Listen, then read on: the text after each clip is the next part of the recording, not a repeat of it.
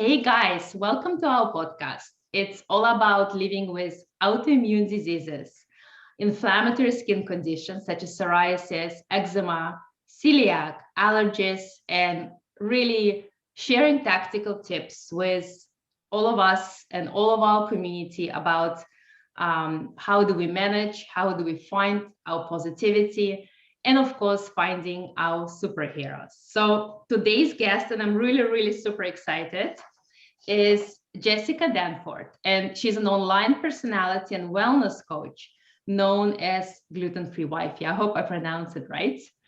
She runs a virtual wellness community, Wifey's Wellness Crew. She's a creator and host of the podcast, Shit That Keeps Me Up at Night. Oh my God, I can't wait to hear more. And she's also a business consultant, and she's many more things. But before I go and read it all off, I really would like you to hear it from her. So again, welcome to our podcast. You are beautiful, Jessica, with Dr. Liia. So welcome. Thanks so much for being here. Can you first share a little bit who you are, about your journey, and where you are based? Because we have people all over the world. So just anything you want to share with us. Sure. So my name is Jessica. I'm in Toronto, Canada. So we have lots of snow here right now. I was diagnosed with celiac disease in 2015 after years of different symptoms and kind of mysterious, seemingly unrelated things. I also suffer from severe rheumatic psoriasis on the palms of my hands. So I'm on the second bout of that. When I got diagnosed, I started sharing my gluten-free journey online as GFreewifey. So I started the Instagram page, and that's been growing over the years, just sharing, my favorite restaurants and finds, things I like to eat, places I like to go. And I think with autoimmune, it can be all encompassing. So I've really kind of moved forward into a holistic wellness approach. So that's where the Wifey's Wellness Crew came in. I started getting into fitness to relieve inflammation. And so now I have a virtual wellness community of, close to 80 people. I started a gluten-free food bank. So I think to date we've raised $6,000 and contributed like over 9,000 pounds of food. I was partnering directly with food banks, and now I deliver food boxes directly to people experiencing food insecurity on a gluten-free diet. Amazing. Yeah. We'll talk all about it. I can't wait to hear all of it. And I do all of that while I'm the primary caregiver for my father-in-law who has COPD. Okay. Oh my gosh. Well, you're busy. This is great. So I had, as I was looking at your podcast, I also listened to some of the podcasts you were on, specifically about the food bank you're doing, but also your own journey, right? It started early, and then you were diagnosed relatively not so long ago, right? Mm-hmm. And you talked about psoriasis. And so do you think, like you said, no one knew, even like 30 years ago, like when I was also more diagnosed, people didn't know much about psoriasis. People didn't know anything about celiac, right? That was kind of a non-existing thing. So do you think that, and most of my readers always ask, well, do I have psoriasis or do I have celiac? Or do I have both? And are they related? And is my psoriasis coming from because I have celiac, or is my celiac disease coming of psoariasis? So what's your perception and your journey in regards to this medical journey? Yeah. So my celiac symptoms are, I would say, not the typical symptoms. Like I don't eat gluten and then immediately have to, run for the washroom. Mm-hmm. I have problems with my joints. So since I was, I would say about 10 years old, I had severe joint pain. And then I always had severe psoriasis on my scalp. Just all different kind of random things. They kept testing me for mono because I was so tired and lethargic, and I was very slim, always so small. They always thought I had eating disorder. And, I started doing all my own research, and then I want to, I don't know exactly what year, it all time blurs, right? But I got into a car accident, and then shortly after that had an outbreak of psoriasis, which covered the palms of both of my hands so badly that my hands were bound. And like, it looked like I had put my hands into fire, and Oh God. Yeah. I was like, I tried everything. I was on different prescriptions, and it just nothing worked. And after about 5 years, it cleared up. But then about 5 years ago, it came back on my one hand. It's actually almost gone right now. So I'm like, maybe it's a 5-year cycle. I don't know. Yeah.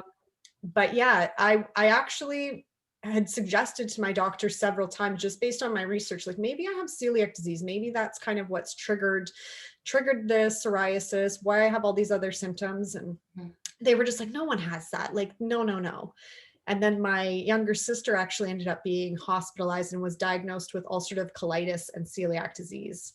And when she was diagnosed, she kind of laughed, and they were like, well, no, it's not funny. It's like very serious. And Yes. it's like, my sister's always been like preaching that we have this, and no one would believe her. So shortly after that, I was booked for an endoscopy colonoscopy where they confirmed celiac. But in terms of like, which comes first, I don't know. I always had these skin problems. And,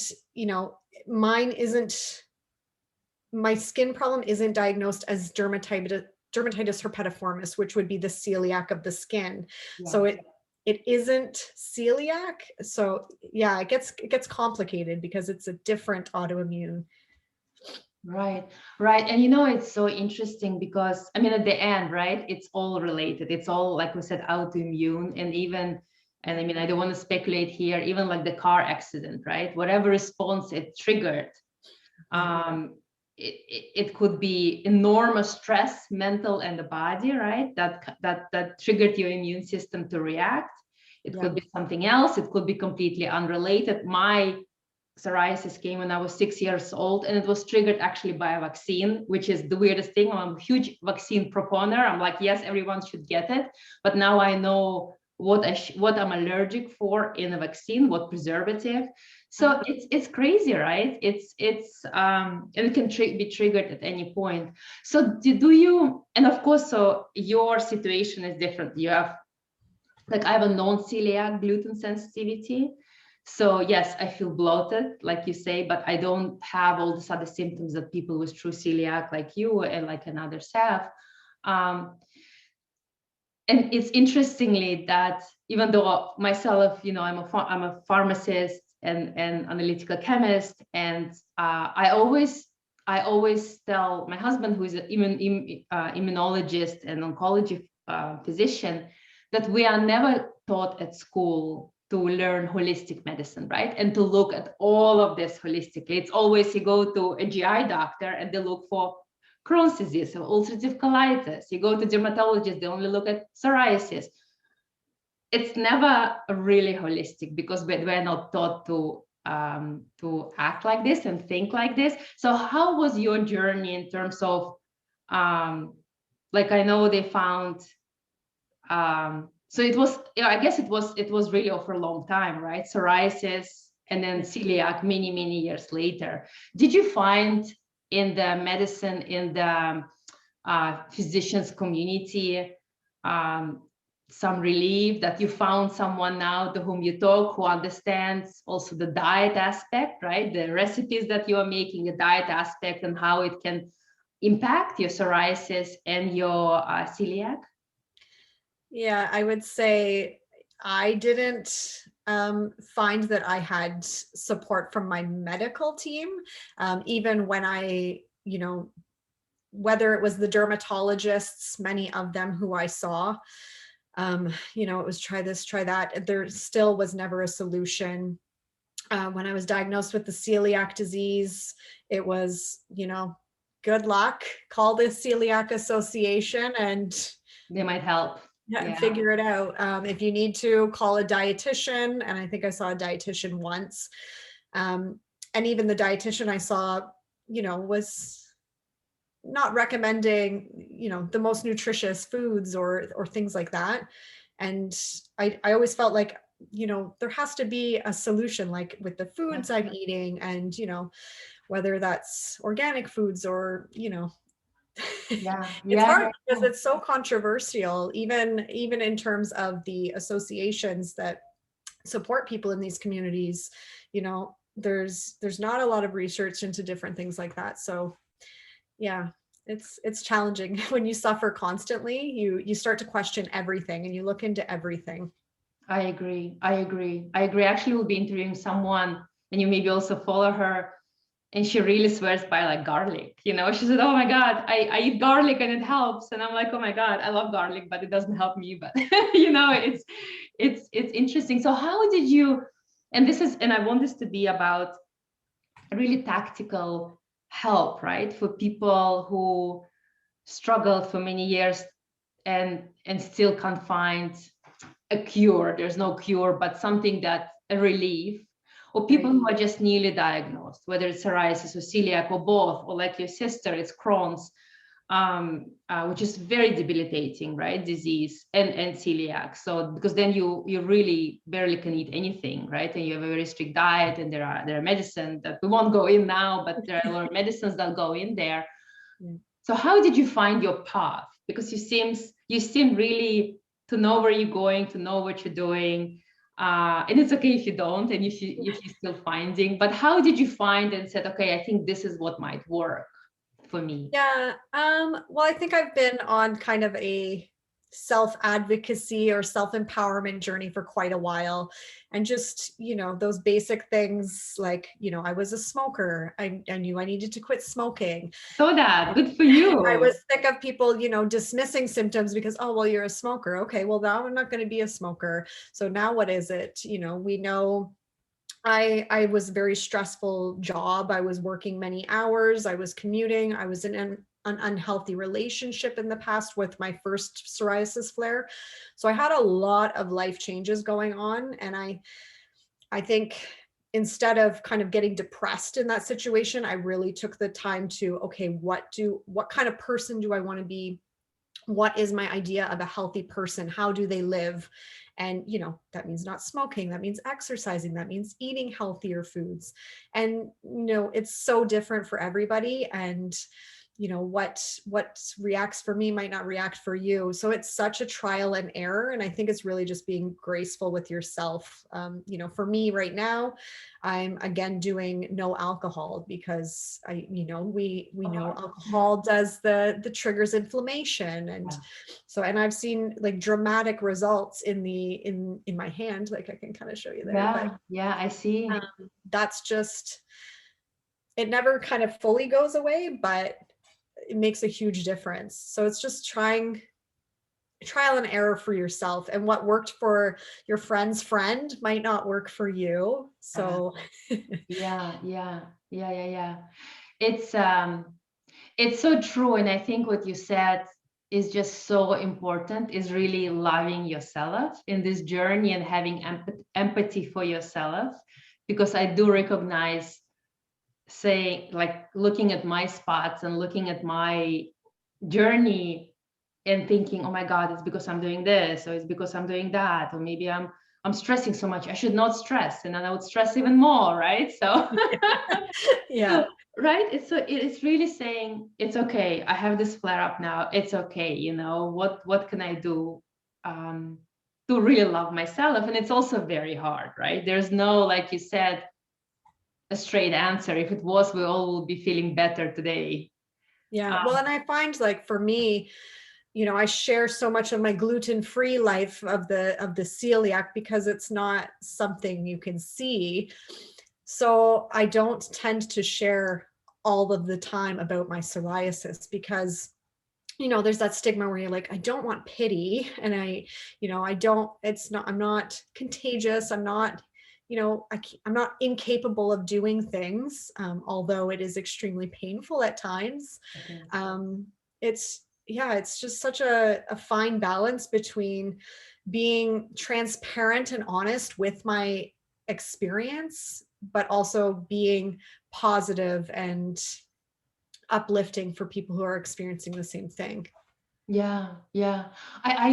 It's amazing. I feel And it's, of course, I feel that you should share both, and I read your blogs, and I see so many people who come to me, and I work a lot with Celiac Foundation here in US, with Celiac Disease Association and the Beyond Celiac, so really because they're looking for the cure also, and they're participating in the clinical trials.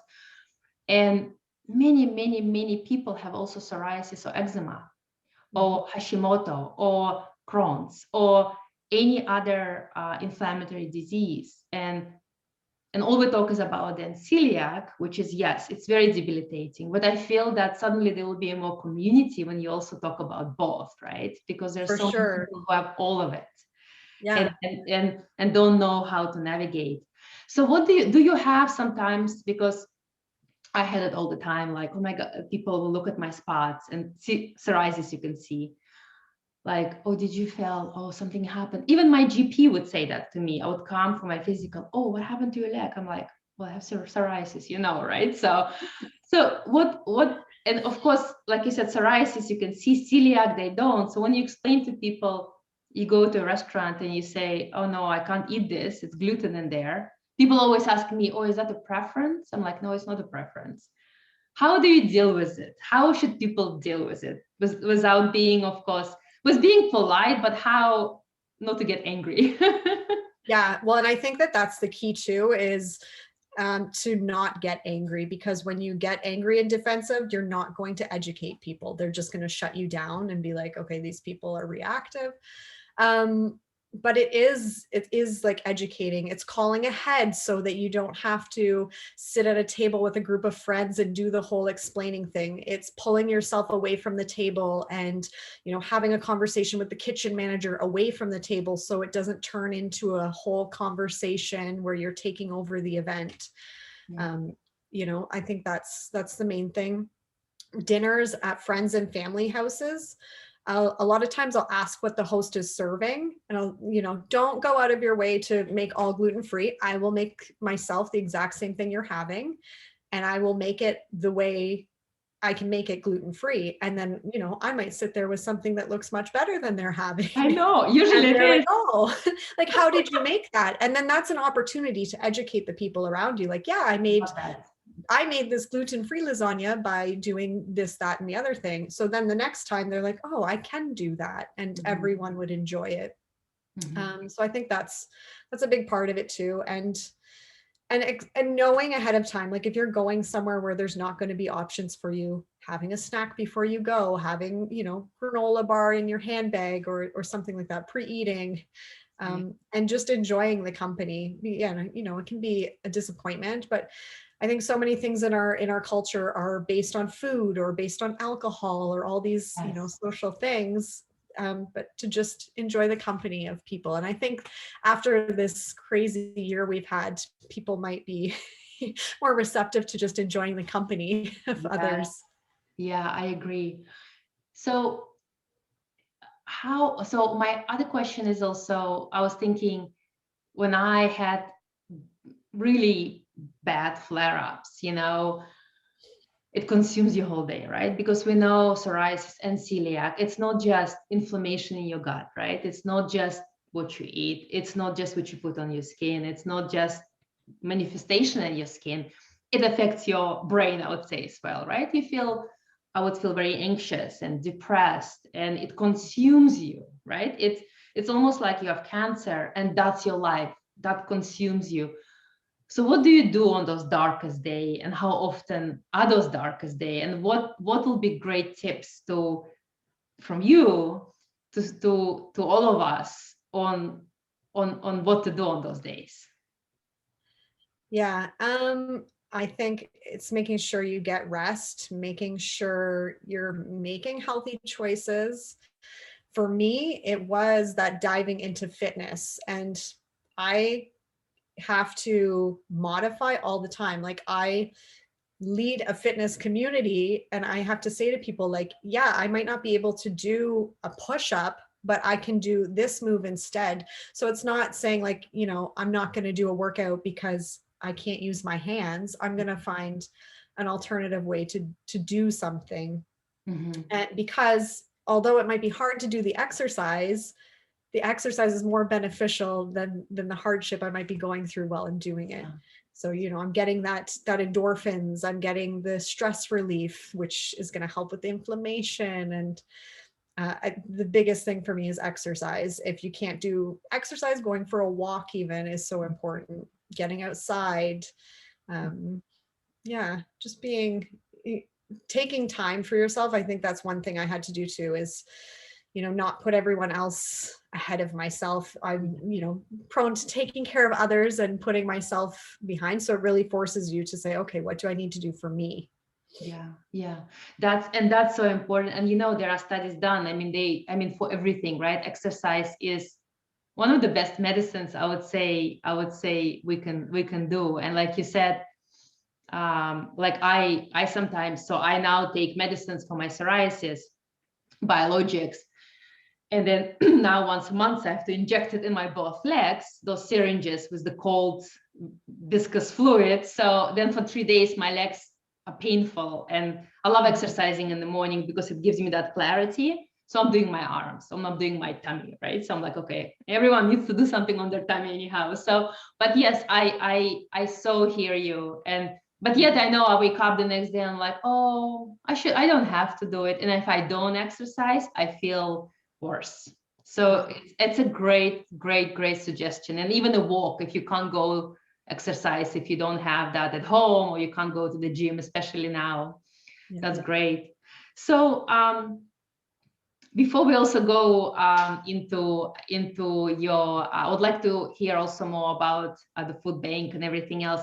So your blog, can you tell us a little bit about your blog and what you because you have a great website, and I will put it all in the caption so everyone can find you, but can you tell a little bit more about that?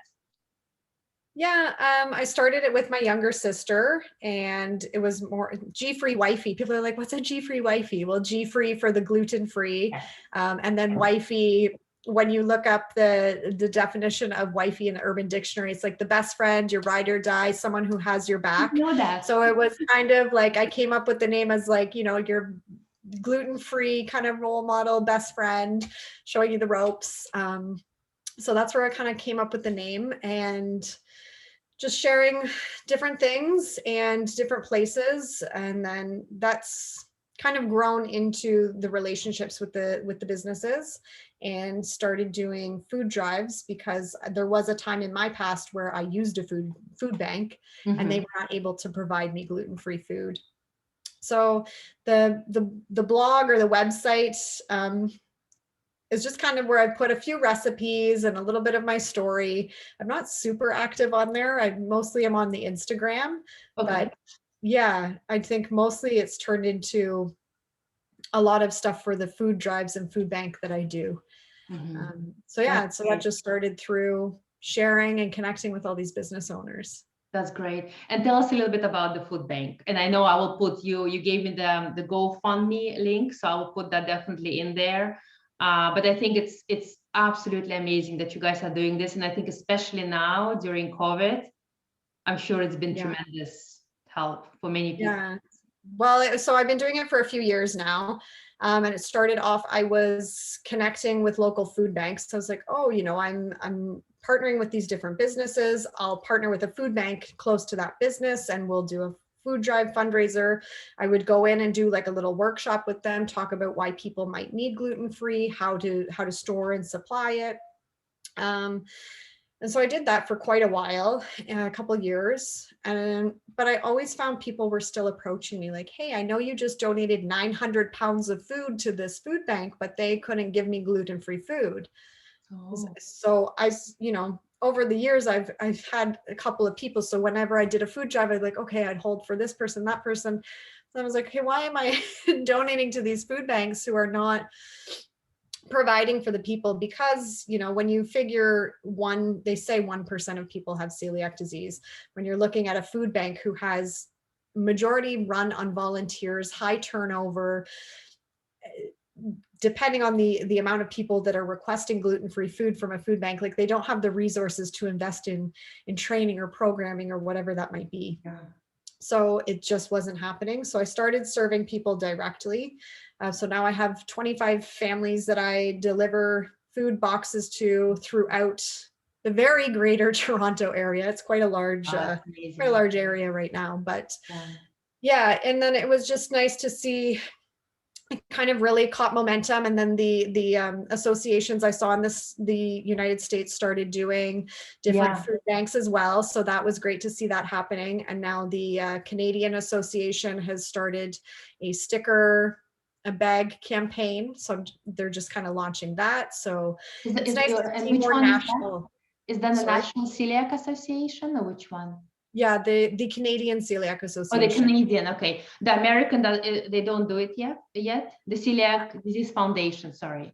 Yeah, I think they have like a gluten-free food bank project that they partner with. Yeah, so that started, I believe, a couple years ago. Yeah, so it was nice to see, like, it kind of just created this nice momentum, this nice shift, caught, attention, because people are like, oh my gosh, yeah, like I'm grocery shopping and never thought about what if I needed the food bank, because gluten-free food costs, up to like 300% more than normal food when we're looking at portion sizes, and it's wild.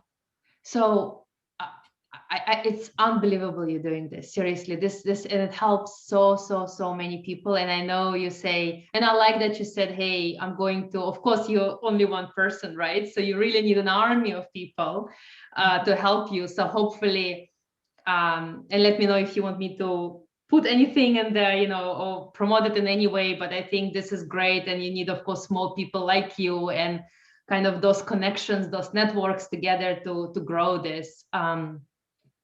So in terms of going back to your journey and everything you do and where you are now, what advice, if there was one specific advice you would give to our listeners, what would you do? What would be your advice? I would say be an advocate for yourself and trust yourself and your thoughts and feelings, and do the advocacy for yourself that you need to do, whether that means educating yourself, doing the research. I think it's very important. And like we had mentioned earlier, not getting angry, because people generally only care about what directly affects them. So they're not going to understand what you're going through because they have no relation to it. They can't understand it. So I think that's a big thing. Self-advocacy. I love that. I love that. It's self-love, right? And self-advocacy. I think that's just so important. And then to finish it, what is your superpower? What do you think makes you a superwoman that you are? I think collaboration and community. I'm a big believer in community coming together to make things happen. So it's not that I'm a superwoman. I maybe facilitate a super community who has come together to do amazing things. That's amazing. I love it. I love it. And no, this has been so great. I'm going to put it all in a little summary on also Instagram and on our YouTube channel. So hopefully, I don't think you don't have YouTube channel, right? I don't think you gave me the links, but I will definitely make sure I put it everywhere and all the links so people can find you and all the amazing work you do. And I really hope to stay in touch, and then so we can talk maybe in some time again and see where you are, and hopefully there'll be more communities that are connected with each other and do the great work you do. For sure. I do have a YouTube, but all of my social medias are at GFreewifey. Okay, so perfect. And I will add that too as well. Yeah, and I'm currently writing in a book project, The Great Canadian Woman, She Means Business. So I'm writing about all of the nonprofit work with the food bank. So, how we did everything and how it all came together, how it's been growing in momentum. So that's exciting too. That's great. That's great. Well, guys, thank you for listening. It's been so amazing. I'm going to add all the links. Please follow Jessica and all the amazing work she does.